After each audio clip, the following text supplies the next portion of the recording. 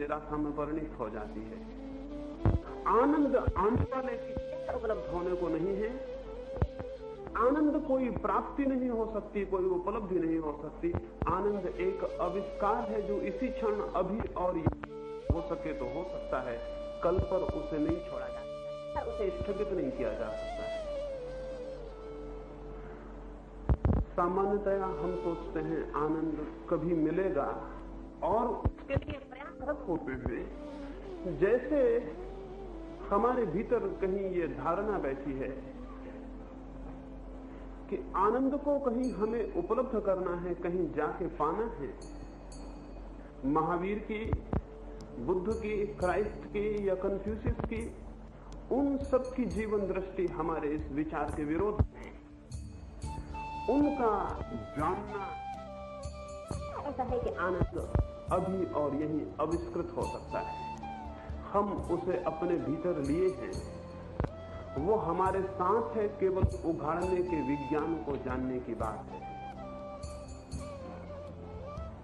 केवल उघाड़ने के विज्ञान को जानने की बात है। अपने भीतर कुछ आविष्कार करने की, कुछ ढका है, उसे अनढका करने की बात है।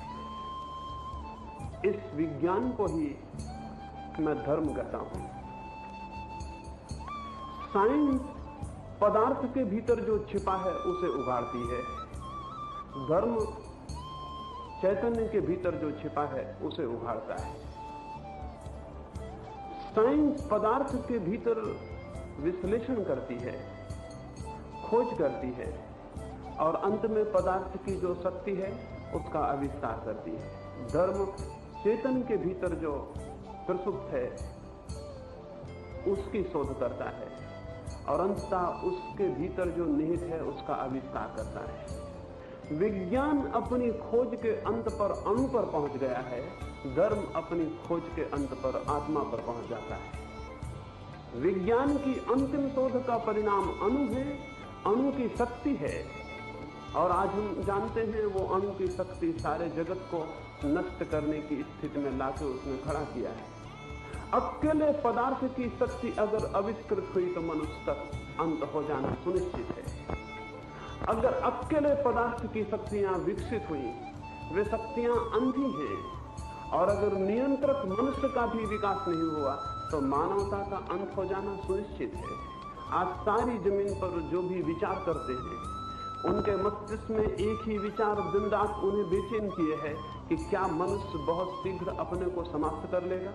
क्या हम उस अंतिम चरण पर आ गए जहां मनुष्य अपना सार्वजनिक एक यूनिवर्सल सुसाइड कर लेगा, एक सार्वजनिक आत्मघात कर लेगा। निश्चित ही हम उस किनारे पर खड़े हैं। हमें ज्ञात हो या हमें ज्ञात ना हो, हम एक बड़े भयंकर विस्फोट और ज्वालामुखी के मुंह पर खड़े हैं जिसका निर्माण स्वयं हमने किया है।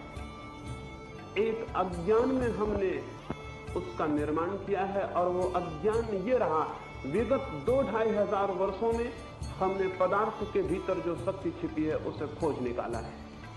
मनुष्य के भीतर जो शक्ति छिपी है वो हमारी सोई हुई है। उस मनुष्य की भीतर सोई हुई शक्ति को जगाने का उपाय धर्म दिखता नहीं, दिखाई नहीं पड़ता। मनुष्य की देह को देखेंगे तो हड्डी और मांस और मज्जा के अतिरिक्त कुछ भी उसमें दिखाई नहीं पड़ता। मनुष्य की देह को काटेंगे, छांटेंगे, विश्लेषण करेंगे, कोई आत्मा उसमें उपलब्ध नहीं होती।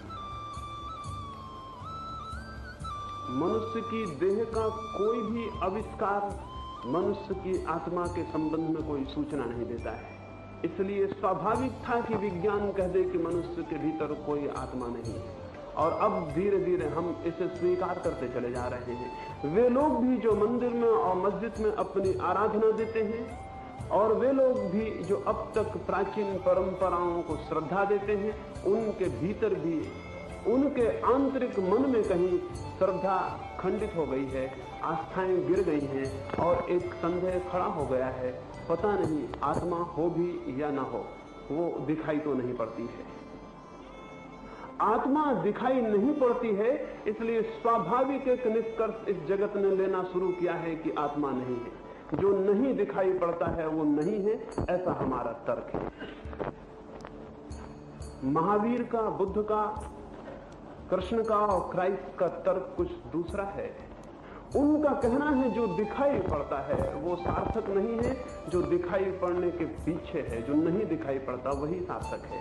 उनका कहना है जो दिखाई पड़ता है उसका कोई मूल्य नहीं, जिसको दिखाई पड़ता है उसका मूल्य है। उनका कहना है जो दिखाई पड़ता है उसका कोई भी मूल्य नहीं, जिसको दिखाई पड़ता है उसका मूल्य है। ये बड़े बड़े क्रांतिकारी बिंदु का अंतर है, और इस अंतर को अगर हम न समझें तो हम धर्म को नहीं समझ सकते हैं। धर्म उसकी खोज है जिसको सब दिखाई पड़ रहा है, और विज्ञान उसकी खोज है जो दिखाई पड़ रहा है। विज्ञान ऑब्जेक्ट की, दृश्य की खोज है, धर्म सब्जेक्ट की, उस अदृश्य दृष्टा की खोज है जिसको दिखाई पड़ रहा है। पदार्थ पदार्थ को नहीं देख सकता है, पदार्थ को पदार्थ का बोध नहीं हो सकता है। जिसे पदार्थ का बोध हो रहा है, जिसे दूसरों का बोध हो रहा है, वो अपनी आत्यंतिक सत्ता में जड़ नहीं हो सकता है। बोध जड़ का लक्षण नहीं हो सकता है। ये अवेयरनेस, ये होश, ये दिखाई पड़ना, ये जड़ता की सामर्थ्य के बाहर है। इसे हम चैतन्य कहते हैं। इस चैतन्य की जो इकाई है उसे हम आत्मा कहते हैं। इस आत्मा को उपलब्ध कर लेने पर ही व्यक्ति जीवन में आनंद को और शांति को उपलब्ध होता है। व्यक्ति जीवन में बंधन रहितता को, मुक्ति को उपलब्ध होता है। उसके अभाव में जीवन एक दुख यात्रा है, एक बोझिल यात्रा है। मैंने कहा आत्मा को उपलब्ध करके ही कोई व्यक्ति आनंद को उपलब्ध होता है। तो क्या ये हम समझें कि हम आत्मा को उपलब्ध नहीं है? ये असंभव है कि हम आत्मा को उपलब्ध ना हो। आत्मा को हम उपलब्ध हैं। आत्मा निरंतर हमारे भीतर है, लेकिन हमें उसका बोध नहीं है। जिसको सबका बोध है, हमें स्वयं उसका बोध नहीं है। जिसे सबका बोध हो रहा है, उसके प्रति हम अबोध बने हुए हैं। उसका हमें स्मरण, उसके प्रति हमारा जागरण, उसके प्रति हमारा होश, उसके प्रति हमारी अवेयरनेस नहीं है। ये अवेयरनेस, ये होश अगर घटित हो जाए तो जीवन तत्क्षण रूपांतरित हो जाता है। एक नए ट्रांसफॉर्मेशन में, एक नए लोक में प्रविष्ट हो जाता है। वहां हम जानते हैं कि न दुख है, वहां हम जानते हैं कि न मृत्यु है, वहां हम जानते हैं न पीड़ा है न संताप है। वहां हम जानते हैं एक अविच्छिन्न शांति के प्रवाह को, वहां हम जानते हैं अविच्छिन्न जीवन के प्रवाह को, वहां हम जानते हैं उस चैतन्य को जिस चैतन्य में रंच मात्र भी, दुख का कण भी प्रवेश नहीं करता। मैं स्मरण करता हूं, एक घटना को स्मरण करता हूं। एक बहुत बड़े भवन में ऊपर एक भोज आयोजित था। कुछ मित्र वहां इकट्ठे थे, एक साधु भी आमंत्रित था। वे भोजन में संलग्न थे और चर्चा में संलग्न थे और भूकंप आया। अभी यहां भूकंप आ जाए तो मेरा आपको स्मरण भूल जाएगा, पड़ोसी का स्मरण भूल जाएगा, यहां क्या हो रहा है उसका स्मरण भूल जाएगा। एक ही स्मरण रह जाएगा, अपने को बचा लेने का। आप भागेंगे, शायद आप होश में भी नहीं भागेंगे, शायद भागना भी बेहोशी और मूर्छा में होगा। शायद भागते वक्त, भागना शुरू करने के बाद आपको ज्ञात होगा कि आप बैठे थे थोड़ी देर पहले और अब भाग रहे हैं। भागने के पहले स्मरण से भी आप ना भागेंगे, भागने के बीच में कहीं आपको बोध आएगा कि अब आप भाग रहे हैं। वैसा ही हुआ। वो भूकंप आया, वो भवन कपा, लोग भागे। वे उस साधु की चर्चा को भूल गए जिससे बात होती थी। वहां सीढ़ियों पर भीड़ हो गई, छोटी सीढ़ियां, बहुत लोग। वो जो मेजबान था, जिसने आमंत्रण दिया था, वो जो अतिथि था, उसने लौट कर देखा कि मित्र साधु का क्या हुआ, अतिथि का क्या हुआ। वो देख कर हैरान हुआ। वो साधु आंख बंद किए अपनी ही जगह पर बैठा है और उसके चेहरे पर भूकंप का कोई भी प्रभाव नहीं, उसके चेहरे पर कोई रेखा भी नहीं। वो बहुत घबराया। उसके मन में हुआ कि आज इस व्यक्ति के पास रुक जाना बड़ा आवश्यक है। इस व्यक्ति के पास रुक जाना इसलिए आवश्यक है कि ऐसा असामान्य व्यक्ति आज तक जीवन में उपलब्ध नहीं हुआ, जिसे भूकंप के कंप का अनुभव नहीं हो रहा है, और जिस 5 मंजिल भवन पर बैठा है मृत्यु को निमंत्रण दिए, उसके पास रुक जाना उसे जरूरी लगा, वो रुक गया। कोई मिनट 1.5 मिनट के बाद भूकंप समाप्त हुआ, नगर में बहुत भवन गिर गए हैं, नगर में बहुत कोलाहल है, उस मकान के भी कुछ हिस्से गिर गए हैं, सब अस्त व्यस्त हो गया है। उस साधु ने आंख खोली और जहां से चर्चा टूट गई थी वहीं से प्रारंभ कर दिया। उसके मेजबान ने कहा कि मैं हैरान हूं, आपको चर्चा का स्मरण है कि कहां टूट गई थी? मैं हैरान हूं कि वो अधूरा वाक्य जो रह गया था उसको आप फिर पूरा कर रहे हैं, लेकिन मुझे कुछ स्मरण नहीं कि आपने पहले क्या कहा। भूकंप के पहले की दुनिया और बाद की दुनिया में मुझे बहुत अंतर पड़ गया है, मुझे कुछ स्मरण नहीं है, अभी मैं कुछ ना समझ सकूंगा। मुझे तो एक ही बात पूछनी है, अभी ये भूकंप आया, मुझे ये पूछना है इस भूकंप का क्या हुआ? उस साधु ने जो कहा, वो मन के किसी बहुत आंतरिक कोने में रख लेने जैसा है, बहुत संजो कर रख लेने जैसा है। उस साधु ने कहा, कुछ वर्ष हुए तब मुझे भी भूकंप आते थे। उस साधु ने कहा, कुछ वर्ष हुए तब मुझे भी भूकंप आते थे, फिर मैं अपने भीतर एक ऐसा आश्रय स्थल पा गया, वहीं सरक जाता हूं, वहां तक कोई भूकंप नहीं पहुंचता है, वहीं सरक गया था। अपने भीतर एक ऐसे शांति के केंद्र को पा गया हूं जहां बाहर की कोई अशांति नहीं पहुंचती है। क्या मैं आपको कहूं, हम अशांत हैं इसलिए बाहर की अशांति हम तक पहुंच जाती है? क्या मैं आपको कहूं कि हम दुखी हैं इसलिए बाहर का दुख हम तक पहुंच जाता है? क्या मैं आपको कहूं कि हम निरंतर कंपित हैं इसलिए बाहर के भूकंप हम तक पहुंच जाते हैं? अगर हमारे भीतर रिसेप्टिविटी ना हो उन्हें पकड़ने की, वे हम तक नहीं पहुंच पाएंगे। हम तक वही पहुंचता है जिसे पकड़ने को हम उत्सुक और आग्रह आतुर हैं। हम निरंतर दुखी होते चले जाते हैं सिर्फ इसलिए कि हम केवल दुख को ही पकड़ने में समर्थ हैं, हम उसी के प्रति रिसेप्टिव हैं। हम दुख को ही आमंत्रित करते और इकट्ठा करते। काश हमारे भीतर आनंद की किरण फूट जाए, ये सारा जगत आनंद में परिणत हो जाएगा, क्योंकि आप केवल आनंद के प्रति ही रिसेप्टिव, संवेदनशील रह जाएंगे। तब जो भी आपके पास आएगा वो आनंद होगा। अगर भीतर आनंद हो, सारा जगत आनंद में परिणत हो जाएगा। अगर भीतर सुगंध हो, सारा जगत सुगंध में परिणत हो जाएगा।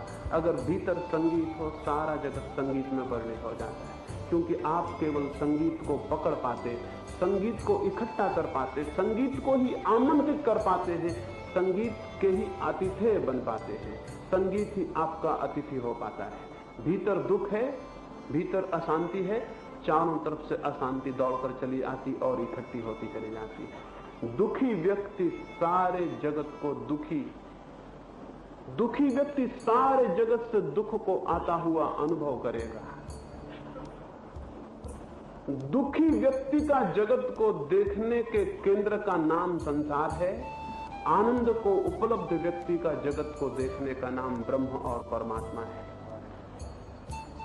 आनंदित व्यक्ति जगत को संसार नहीं देखता, इस जगत को एक आनंद की लीला में परिणत हुआ देखता है। तब ये जगत परमात्मा हो जाता, तब ये जगत भगवत स्वरूप हो जाता। कोई भगवान नहीं है कहीं, जगत भगवत्ता में परिणत हो जाता है। भगवान कोई व्यक्ति नहीं है, एक दृष्टि है भगवान। भगवान कोई व्यक्ति नहीं है, एक दृष्टि है जगत को देखने की। आनंद की दृष्टि में सारा जगत भगवान हो जाता है, दुख की दृष्टि में सारा जगत संसार हो जाता है, और आत्यंतिक दुख की स्थिति में सारा जगत नरक हो जाता है। हमारे भीतर दृष्टियां बदलती हैं, बाहर सारा जगत बदलता चला जाता है। यही जगत दूसरा हो जाता है अगर हम दूसरे हो जाएं। यही सब कुछ अन्य हो जाता है अगर हम अन्य हो जाएं।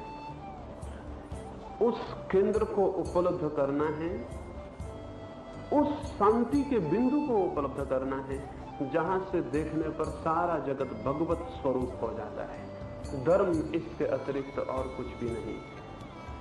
मैं आपको स्मरण दिलाऊं, न तो जैन कोई धर्म है, न हिंदू कोई धर्म है, न इस्लाम कोई धर्म है, न ईसाईयत कोई धर्म है। धर्म तो एक ही है केवल।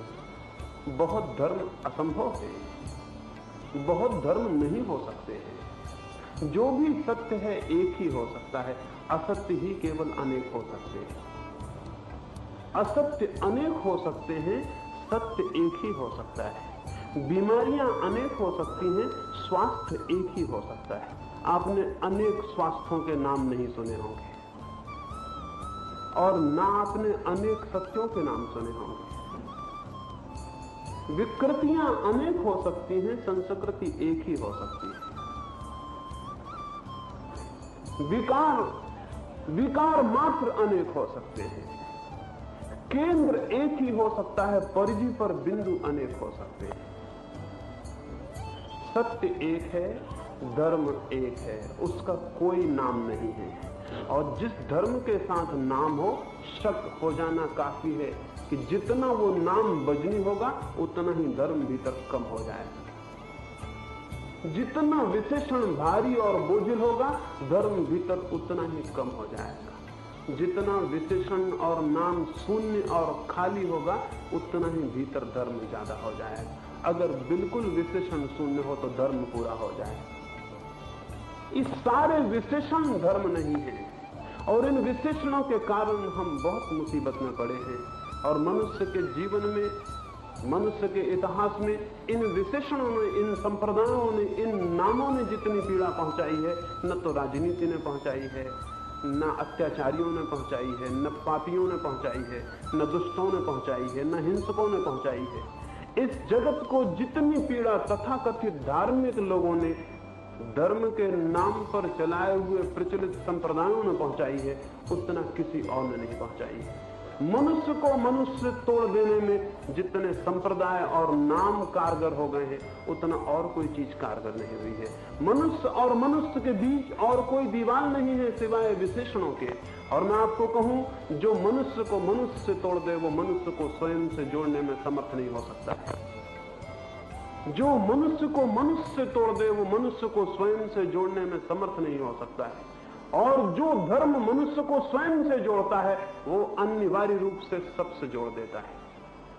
स्वयं से जो जुड़ गया वो सबसे जुड़ गया, क्योंकि वहां स्वयं के तल पर कोई भेद नहीं है। वहां एक ही समान ज्योतियां प्रकाशित हैं। वहां एक ही ज्योति का प्रकाश, एक ही चैतन्य का स्पंदन चल रहा है।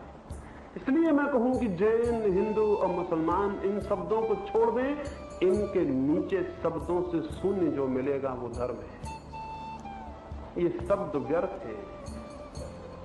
इन शब्दों से संप्रदाय बने हैं, इन शब्दों से दीवारें बनी हैं और इन शब्दों के कारण धर्म तिरोहित होता चला जा रहा है। किसी आदमी से पूछो धार्मिक हो, वो कहेगा मैं जैन हूं या हिंदू हूं या मुसलमान हूं। धार्मिक आदमी जमीन पर खोजना मुश्किल हो गया है। और अगर मैं किसी से कहूं कि मैं धार्मिक हूं, तो भी वो खोद खोद के पूछता है कौन से धार्मिक है। वो पूछना चाहता है किस धर्म के, जैसे कि कोई धर्म भी हो सकता है। मुझे महावीर जैन नहीं मालूम होते और क्राइस्ट क्रिश्चियन नहीं मालूम होते और कृष्ण मुझे हिंदू नहीं मालूम होते। अगर ये कुछ भी हैं तो ये सारे लोग एक ही धर्म के हिस्से हैं और एक ही धर्म की अभिव्यक्तियां हैं। और काश हमारी आंखों से नामों का जाल गिर जाए तो हम कितने समृद्ध हो जाएंगे। तब सारे सत्पुरुषों की परंपरा हमारी होगी। अभी तो विभक्त परंपराएं, कोई किसी की है, कोई किसी की है। तब महावीर ही हमारे नहीं होंगे, तब क्राइस्ट और कृष्ण और कन्फ्यूशियस भी हमारे होंगे। तब मनुष्य की सारी परंपरा प्रत्येक मनुष्य की अपनी होगी। तब प्रत्येक मनुष्य को सारा अतीत के मनुष्य का इतिहास उसका अपना होगा। तब हम एक सागर के किनारे खड़े हो जाएंगे, अभी हम छोटी छोटी नालियों के किनारे खड़े होंगे।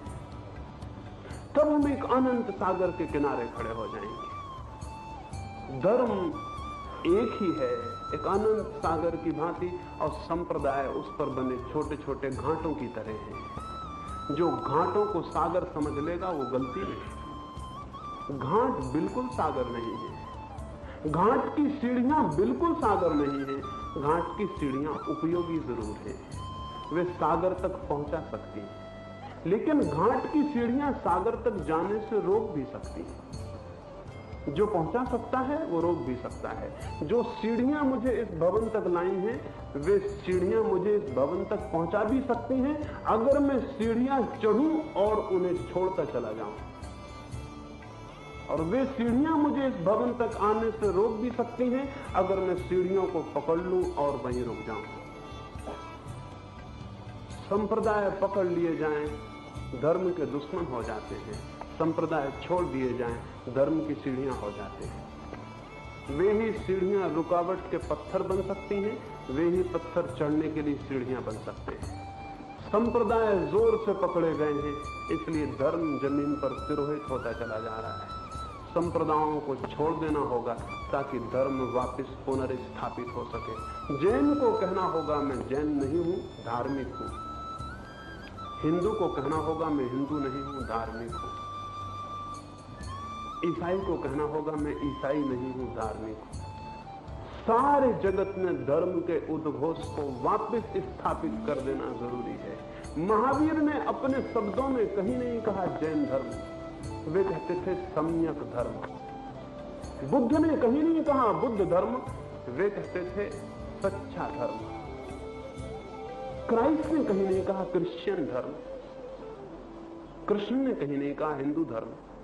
आज तक जगत में जो भी सत्य को उपलब्ध हुए हैं, उन्होंने धर्म को कोई नाम नहीं दिया। उन्होंने दो ही धाराएं मानी हैं, एक अधर्म की धारा है, एक धर्म की धारा है।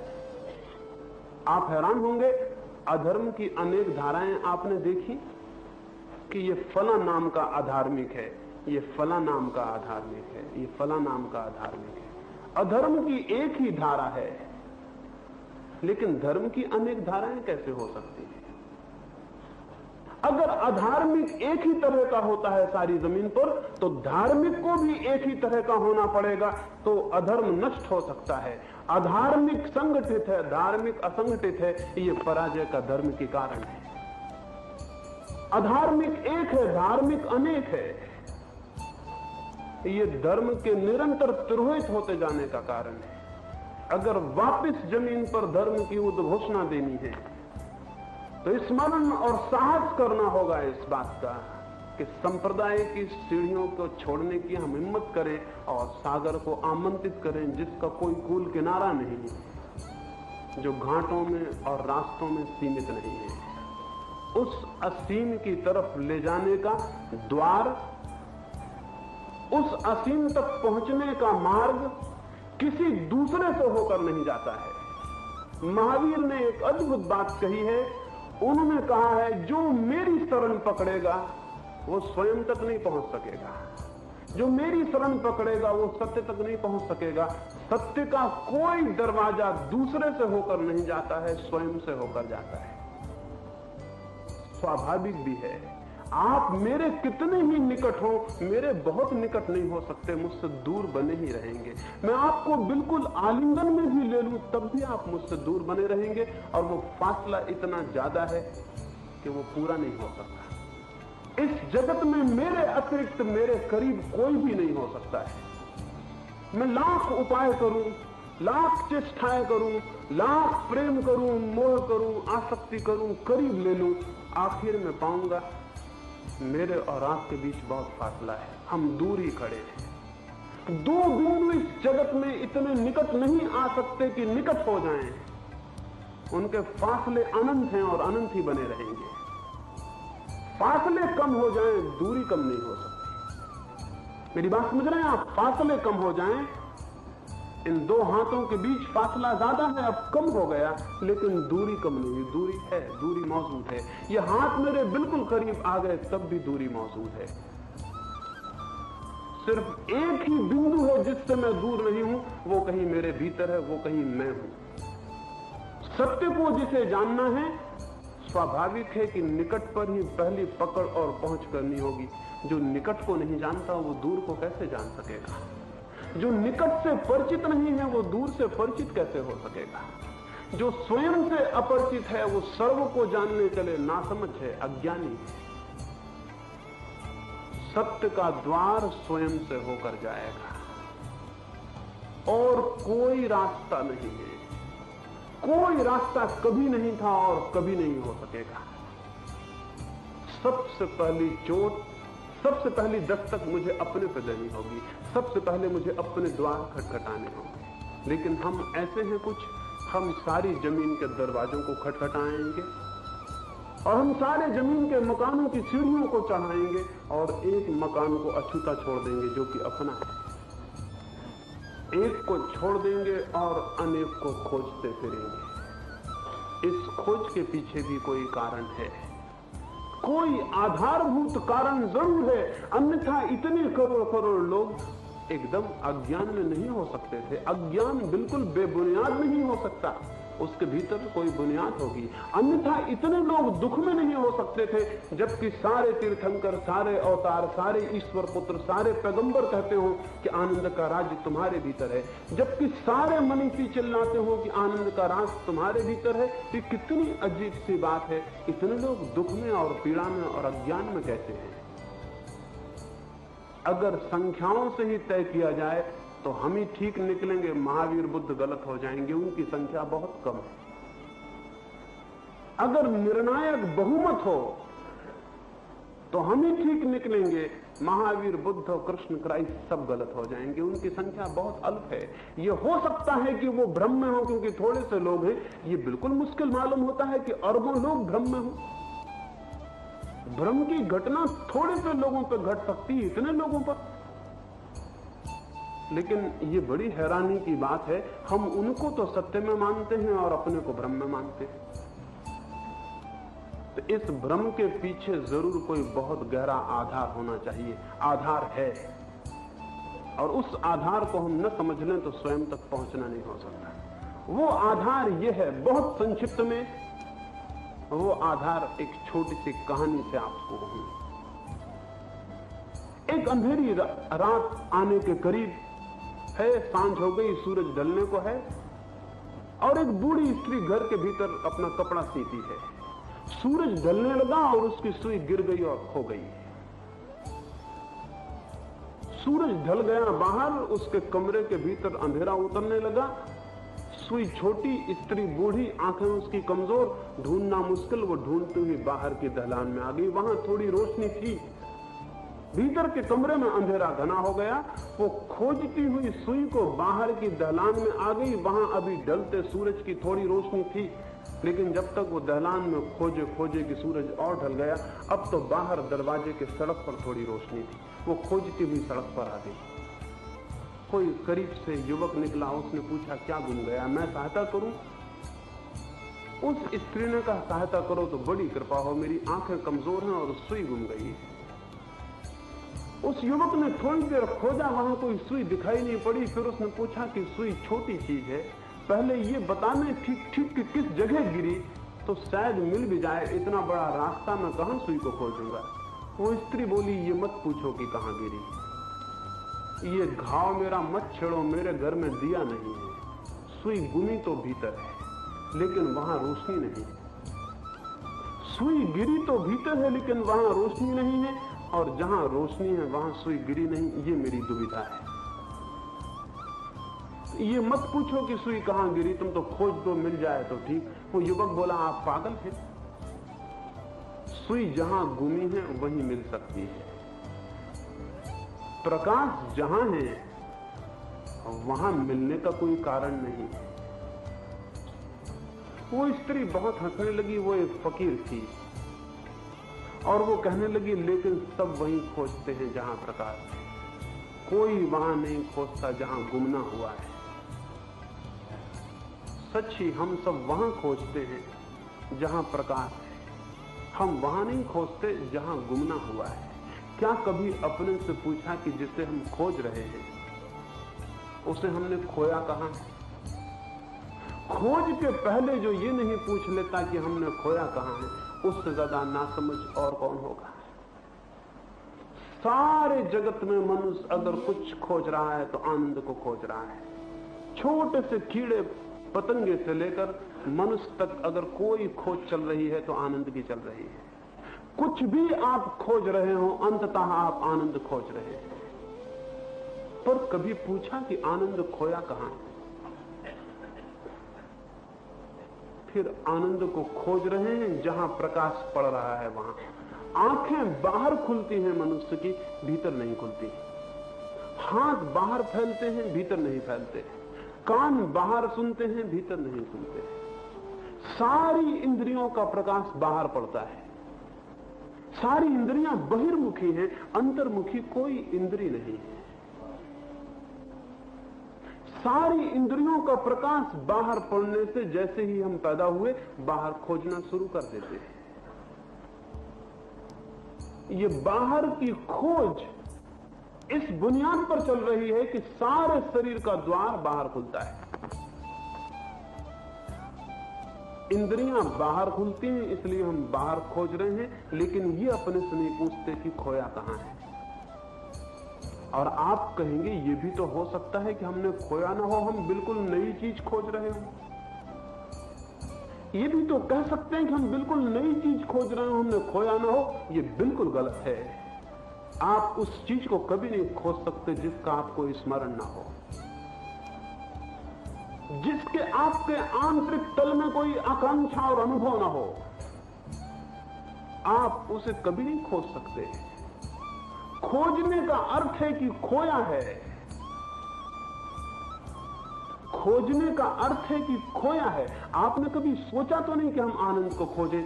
इस जमीन पर, इस पूरे जगत में कोई कभी सोचता है कि मैंने आनंद को क्यों खोज रहा हूं? आनंद को बस हम खोज रहे हैं।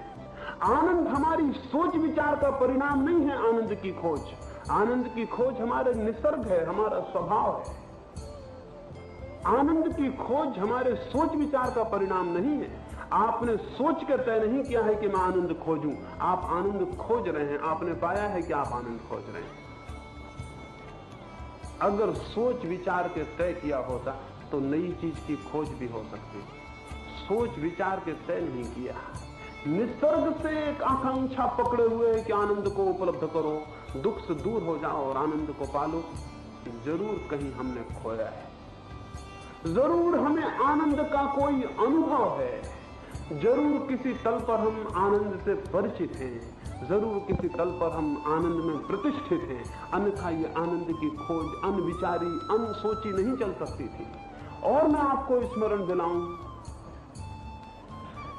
कि आप दुख से बचना क्यों चाहते हैं?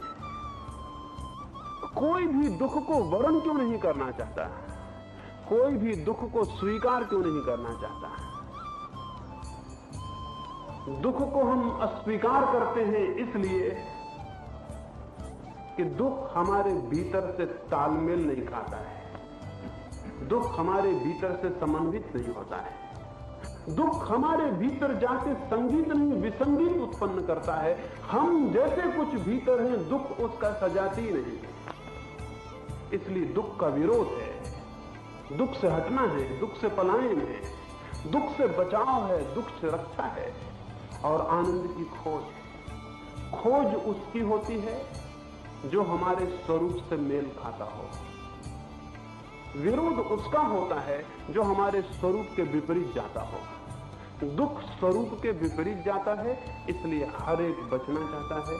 आनंद स्वरूप के अनुकूल आता है, इसलिए प्रत्येक उपलब्ध होना चाहता है। आनंद प्रत्येक उपलब्ध होना चाहता है, इसलिए कि आनंद कहीं प्रतिष्ठित है, कहीं हमारी आंतरिक सत्ता में हम आनंद को इस क्षण भी हमारी जड़ें वहां फैली हुई हैं। आनंद हमारे भीतर है, इंद्रियों के द्वार बाहर है। ये मनुष्य के जीवन का संघर्ष और अंतर्द्वंद है। सुई भीतर गुमी है, रोशनी बाहर है। खोज बाहर हो रही है, खोना भीतर हुआ है। तो फिर क्या हो, फिर क्या रास्ता बने? जिन्होंने बहुत खोजा बाहर, खोज कर थक गए, जिन्होंने बाहर सब पा लिया और पाया कि कुछ भी नहीं मिला, उन्हें एक अंतर्दृष्टि का जागरण हुआ कि भीतर और खोज कर देख लें। महावीर राजपुत्र थे, सब उनके घर में था, सब समृद्धि, सब सुख, सब उनके पास था, और अनुभव होता था कुछ भी पास नहीं है। बाहर पाने जैसा कुछ भी शेष नहीं था, लेकिन पाने को सब कुछ शेष था। इस स्थिति ने, इस टेंशन ने, इस तनाव ने कि सब मेरे पास है और मेरे पास कुछ भी नहीं, कुछ भी शेष नहीं रहा पाने को और सब कुछ शेष है पाने को, इस तनाव ने, इस संघर्ष ने स्मरण दिलाया, इस दुविधा की आत्यंतिक स्थिति ने स्मरण दिलाया, अपने भीतर और खोज देखो, अपने भीतर और खोज देखो। हो सकता है जो बाहर उपलब्ध न हुआ हो वो भीतर उपलब्ध हो जाए, हो सकता है जो बाहर संभव न हुआ हो वो भीतर संभव हो जाए। भीतर देखने के लिए क्या करें? आंख भीतर देखती नहीं। भीतर छूने के लिए क्या करें? हाथ भीतर छूते नहीं। भीतर जाने के लिए क्या करें? किस रास्ते से भीतर जाएं? मैंने कहा इंद्रियां बाहर जाती हैं, कोई इंद्रिय भीतर नहीं जाती, तो फिर भीतर कैसे जाएं? तो भीतर जाने का एक राह मिल गई। सब इंद्रियां बाहर जाती हैं, अगर कोई भी इंद्रिय कार्य ना कर रही हो, सब इंद्रियां निष्क्रिय हो, तो उस क्षण में आप भीतर हो जाएंगे। आंख बाहर देखती है, कान बाहर सुनते हैं, स्पर्श बाहर होता है, स्वाद बाहर होता है, गंध बाहर होती है। अगर ये पांचों इंद्रियां बिल्कुल जड़वत हों, उस घड़ी में आप कहां होंगे? बाहर जाने का तो द्वार नहीं मिलेगा, बाहर जाने का चैतन्य को द्वार नहीं मिलेगा। सारे द्वार बंद हैं, तब चैतन्य अपने में होगा, तब आप भीतर होंगे। भीतर जाने के लिए द्वार की जरूरत नहीं है, केवल बाहर न जाएं इतना ही काफी है। और भीतर जाने के लिए मार्ग हो भी नहीं सकता, क्योंकि कोई मार्ग भीतर नहीं ले जा सकता। मार्ग सब बाहर ले जाते हैं और दूर ले जाते हैं। स्मरण रखें, कोई भी मार्ग भीतर नहीं ले जा सकता, सब मार्ग बाहर ले जाते हैं और दूर ले जाते हैं। मार्ग मात्र दूर को जोड़ने का उपाय है, अपने को जोड़ने के लिए कोई मार्ग नहीं हो सकता। मार्ग दो को जोड़ सकते हैं, एक ही अपने को पाना चाहे तो कैसे मार्ग होगा? मुझे आप तक आना हो तो मैं चल के आऊंगा, और मुझे अपने तक जाना हो तो चल के कैसे जाऊंगा? आप तक जाना हो तो चलना पड़ेगा, अपने तक आना हो तो चलना छोड़ के रुकना पड़ेगा। दूसरे तक जानने को चलना है, अपने तक आने को रुकना है। सब योग रुकने का उपाय है, सब योग इंद्रियों को रोक लेने का उपाय है। महावीर उन 12 वर्षों की एकांत साधना में इंद्रियों के द्वार पर न जाने का अभ्यास कर रहे थे। आंख के पीछे न जाने का अभ्यास, कान के पीछे न जाने का अभ्यास, स्पर्श के पीछे न जाने का अभ्यास, स्वाद के पीछे न जाने का अभ्यास, गंध के पीछे न जाने का अभ्यास, सारी इंद्रियों के पीछे न जाने का अभ्यास। हम पूरे जीवन इंद्रियों के पीछे जा रहे हैं, हम उनके गुलाम और दास हैं। इंद्रियों के पीछे न जाने का अभ्यास, वरन इंद्रियों के भी पीछे जाने का अभ्यास। इंद्रियों का अनुगमन तो नहीं, इंद्रियों के पीछे प्रतिक्रमण, वापस लौटना। इंद्रियों का अनुगमन तो नहीं, इंद्रियों से प्रतिक्रमण। इंद्रियों के पीछे तो नहीं जाना, उनके पीछे उनका अनुयायी तो नहीं होना, लेकिन उनसे वापस लौटना और अपने में आना। इंद्रियों में जो जाएगा वो संसार में पहुंच जाएगा, इंद्रियों से जो अपने को रोक लेगा वो स्वयं में पहुंच जाता है। इंद्रियों में जो जाएगा वो संसार में पहुंच जाएगा, इंद्रियों को जो रोक लेता वो स्वयं में पहुंच जाता है। इंद्रिय निरोध स्वरूप की प्रतिष्ठा का उपाय है। सारी साधना इंद्रिय निरोध की साधना है। कैसे होगा इंद्रिय निरोध? आंख देखती है, रूप को देखती है। कान सुनते हैं, वाणी को सुनते हैं। कैसे ये होगा कि कान वाणी को न सुने, आंख रूप को न देखे? कैसे होगा? महावीर भी तो देखते होंगे, आंख तो नहीं फोड़ ली होंगी, और जिन्होंने आंख फोड़ ली है वो ना समझ रहे होंगे आंख फूटने से कुछ भी नहीं होता। आंख फूट जाए तो रूप मिट नहीं जाते और प्रगाढ़ होकर चित्त में चलने लगते हैं। कान फोड़ लेने से तो नहीं होगा, हत्या अपनी कर लेने से तो नहीं होगा। महावीर क्या करते होंगे? आंख तो देखेगी, आंख का तो देखना धर्म है, कान तो सुनेंगे, कान का तो सुनना धर्म है, हाथ तो छुएंगे, हाथ का तो स्पर्श करना धर्म है। फिर महावीर क्या साधते होंगे? कोई भी साधक क्या साधता होगा? क्या आंख फोड़ लें, कान फोड़ लें, हाथ तोड़ दें तो काम हो जाएगा? इंद्रियों को नष्ट करना नहीं, इंद्रियों का निरोध करना बड़ी अलग बात है। अनेक नासमझ हैं जो इंद्रियों को नष्ट करने में लग जाते हैं। वे इतने पागल हैं जिसका कोई हिसाब नहीं। मैं एक दफा एक गांव पर एक यात्रा पर गया, एक बैलगाड़ी में सवार था, एक साधु मेरे साथ थे। वे कोई 8 दिन से उपवास कर रहे थे। उपवास तो वो नहीं था, अनाहार ही वो था, भूखे मर रहे थे। शरीर को सब तरह का कष्ट देते थे और दमन करते थे। वो मेरे साथ थे। बैलगाड़ी में हमें जाना पड़ा। मैं तो सो गया, वो बैठे रहे। वो बैठे रहे इस डर से कि जो हमारा कोचवान था, जो बैलगाड़ी चलाता था, वो कुछ पागल था। वो कुछ पागल था, उसका कोई विश्वास नहीं था कि कहां ले जाए। मैंने तो कहा मैं तो सोता हूं, कहीं भी ले जाएगा, तब तक सोएंगे। बाकी वो बैठे रहे। मैं सोया रहा। रात कोई आधी रात को अचानक मेरी नींद खुली। वो भी मुझे उठा रहे थे। कोई बैलगाड़ी पर जोर से डंडे मार रहा था। मैं उठ के बैठा, देखा वो जो बैलगाड़ी चलाने वाला था वो अपने डंडे को बैलगाड़ी को मार रहा है और गालियां बक रहा है। मैंने उससे पूछा क्या बात है? वो बोला बैलगाड़ी ठीक से नहीं चलती। वो बैलों को तो कुछ नहीं कर रहा था, बैलगाड़ी को मार रहा है। वो साधु मुझसे कहने लगे, मैंने पहले ही कहा था ये पागल है और इसके साथ चलना ठीक नहीं।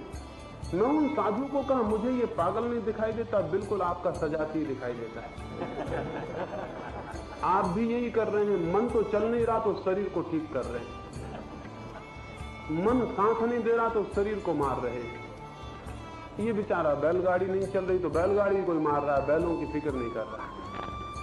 अगर ये पागल है तो वे सारे लोग पागल हैं जो शरीर को ठोक रहे हैं, मार रहे हैं, आंख फोड़ रहे हैं, कान तोड़ रहे हैं। आप हैरान होंगे, ऐसे लोग हुए जिन्होंने आंखें फोड़ ली इसलिए कि रूप परेशान न करे, जिन्होंने शरीर को सुखाया इसलिए कि शरीर वासना न दे, जिन्होंने अपने अंग काट लिए इसलिए कि वे अंग उन्हें वासनाओं में न ले जाएं, जो शरीर के दुश्मन इसलिए बने कि शरीर जैसे कहीं ले जाता हो। शरीर को तोड़ भी लें तो कुछ ना होगा, वो आत्मघात होगा, आत्म साधना नहीं। सवाल आंखें फोड़ लेने का नहीं है, सवाल आंखें होते हुए रूप पर से हटाने का है। सवाल देखते हुए दृश्य पर से सरक जाने का है। जब भी मैं आपको देख रहा हूं तब 3 चीजें घटित हो रही हैं। उस तरफ आप हैं जिनको मैं देख रहा हूं, इस तरफ मैं हूं जो देख रहा है, और हम दोनों के बीच देखने का संबंध है। 3 चीजें हैं। जो दिखाई पड़ रहा है वो दृश्य, जो देख रहा है वो दृष्टा, और जो संबंध हो रहा है वो दर्शन। दर्शन के दोनों तरफ 2 हैं, एक दृष्टा है, एक दृश्य है। अभी हम जब देखते हैं तो दृश्य पर हमारा जोर होता है, दृश्य हमारी आंख में होता है। साधक का जोर दृश्य पर ना होकर दृष्टा पर होता है। जब वो देखता है तो उसकी फिक्र नहीं करता जो दिखाई पड़ रहा है, उसका स्मरण रखता है जो देख रहा है।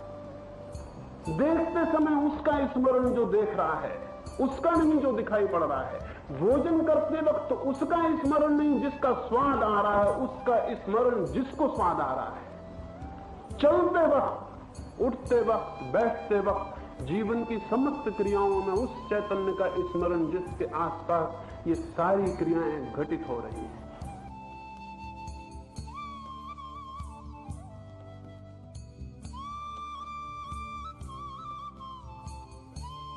इनके निरंतर स्मरण को महावीर ने विवेक साधना कहा है। महावीर ने कहा है आयुष्मान विवेक से उठे, विवेक से बैठे, विवेक से सोए, विवेक से भोजन करे, जो होश पूर्वक अपनी सारी क्रियाएं करेगा, इंद्रियों के सारे संबंधों में होश को जागृत रखेगा, निरंतर उसका स्मरण रखेगा जो भीतर बैठा है, उसका नहीं जो बाहर दिखाई पड़ रहा है। क्रमशः उसकी दृष्टि में परिवर्तन उत्पन्न होगा। रूप की जगह वो दिखाई पड़ेगा जो रूप का देखने वाला है। सारी क्रियाओं के बीच उसका अनुभव होगा जो करता है। निरंतर के स्मरण, निरंतर की स्मृति, उठते बैठते सतत 24 घंटे की जागरूक साधना के माध्यम से व्यक्ति इंद्रियों के उपयोग के साथ भी इंद्रियों से मुक्त हो जाता है। दृश्य विलीन हो जाते हैं, दृष्टा का साक्षात शुरू हो जाता है। इंद्रियों का निरोध होता है, इंद्रियां रुकती हैं, उनका बहिर्गमन विलीन हो जाता, वे अंतर्गमन को उपलब्ध हो जाती है। इंद्रियों को मिटा नहीं देना, इंद्रियों को दृश्य से पर से मुक्त कर देना है। उस घड़ी में जब इंद्रियां पर से मुक्त हों, व्यक्ति स्वयं को जानता और अनुभव करता है। उस अतीन्द्रिय स्थिति में आत्मा का अनुभव होता है। इंद्रिय की स्थिति में केवल पदार्थ का अनुभव हो सकता है। इंद्रियां केवल पदार्थ को जान सकती हैं, इंद्रियां आत्मा को नहीं जान सकती हैं। क्योंकि सारा विज्ञान, सारी साइंस इंद्रियों की खोज पर निर्भर है, इसलिए उसका स्वाभाविक परिणाम है कि जगत में केवल मैटर है, माइंड नहीं है। जगत में केवल पदार्थ है, परमात्मा कुछ भी नहीं है। इंद्रियों के पीछे सरकना, इंद्रियों को दृश्य से, ऑब्जेक्ट से मुक्त करना, इतनी ही साधना है। इतनी साधना जिसके जीवन में प्रविष्ट हो, स्मरण पूर्वक जो अपने जीवन को इस भांति साधना में ढाले, एक दिन एक विस्फोट होगा उसके भीतर और वो उसको अनुभव कर पाएगा जो वो है। उसको जो वो है कोई दूसरा नहीं बता सकता है। उसको वो जो है कोई शास्त्र नहीं बता सकते। उसको वो जो है कोई तीर्थंकर भी जबरदस्ती उसे वहां तक नहीं पहुंचा सकता है। प्रत्येक को अपना मार्ग स्वयं स्वचेष्टा से, स्वसाधना से पूरा करना होता है। और महावीर की क्रांति धार्मिक साधना में जो सबसे महत्वपूर्ण है वो यही है कि उन्होंने कहा कोई परमात्मा भी नहीं है जिसकी स्तुति और प्रार्थना तुम्हें अपने तक पहुंचा देगी और सत्य तक पहुंचा देगी।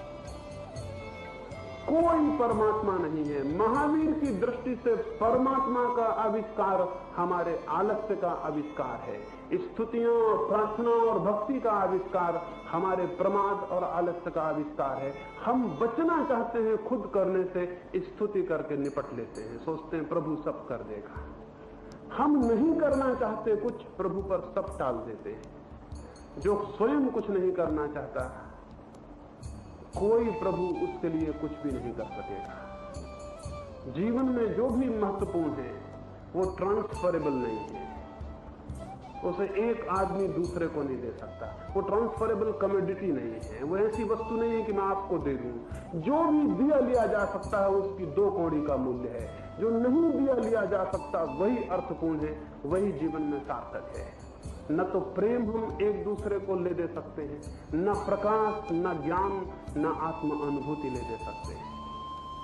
स्वयं ही पाना होगा, स्वयं ही खोजना होगा, अपने भीतर ही, अपनी चेष्टा से ही, सतत एकाकी चेष्टा से। स्मरण रखें, मैं कह रहा हूं सतत एकाकी चेष्टा से।